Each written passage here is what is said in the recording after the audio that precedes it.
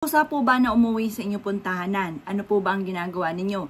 Baka ito po ay tinataboy ninyo. Nako mga bossing, wag na wag nyong itataboy mga bossing ko dahil yan po ang dulot po niyan ay swerte.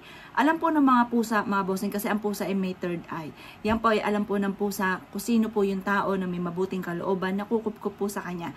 Hindi lahat ng bahay ay pinapasukan mga bossing ko ng pusa. Ganon din po mga bossing ko, ang pusa nga po ay may third eye. Yan po mga bossing ko ay nagtataboy din ng mga negative energy or kaya mga bad spirit. Lalo-lalo na rin po yung mga, halimbawa, minaligaw ng mga mababait or kaya po mga bossing kay ahas. Yan po ay mas mainam na meron kang pusa kaya wag mo po yung itataboy. Ang pusa mga bossing ko ay makakatulong upang sa ganoon, bukod po sa nagtataboy nga po ng mga mababait po yan mga bossing ko at ganoon din po ng ahas. Yan po mga bossing ko nakakatulong upang sa ganoon ay maka-attract po yung swerte. May kakayahan ang pusa sa lahat ng klase ng hayop. Ang pusa po mga bossing ko ang may third eye at may kakayahan na makipag-usap sa mga espiritu mga bossing. Ganon din po kapag mabuti ang inyo pong pakikitungo sa pusa, hindi nyo po ito tinatadyakan mga bossing at ganoon din po mga bossing, hindi nyo po siya mga bossing kung binabato o binubuhusan ng tubig mga bossing ko, yan po mga bossing ko ay maaaring ang pusa ay makapag-usap sa mga good spirit at sabihin po bigyan po kayo ng blessing mga bossing. Dahil yung nga pong pusa mga bossing ko, yung mga papulupulupot po sa binti po ninyo, yan po mga bossing ko yung may ibig sabihin din po yan. Bukod po sa parang naglalambing po sa inyo, siya po ay alam po niya na may mabuti kayong kalooban kaya po ginagawa po niya po yun mga bossing.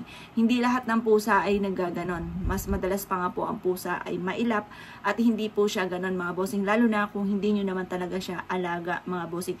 Hindi basta-basta po yan tumutuloy sa bahay. Pero sabi nga po nila, ang pinakamaswerteng pusa na mag-i-stay po sa bahay po ninyo ay may tatlong kulay.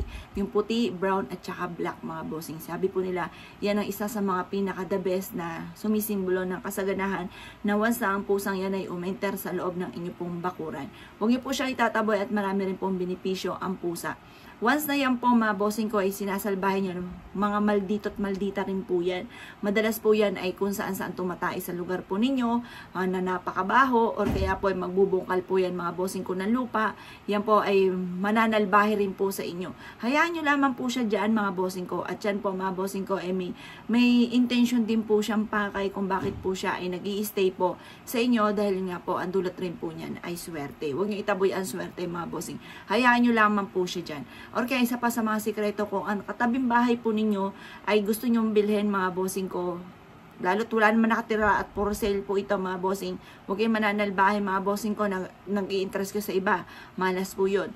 Ngayon po kung yan po ay bakante at gusto nyong bilhin, nakakita ka ng pusa mga bossing ko, ang gagawin nyo lamang, yung mga pispis po ninyo, doon nyo papakainin mga bossing ko sa bakanting lupa.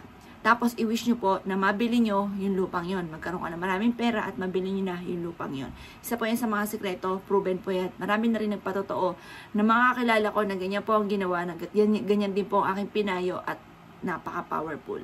Kaya kung ikaw ay naniwala at nais po yung gawin, asya mga boss, good luck po sa inyo po lahat.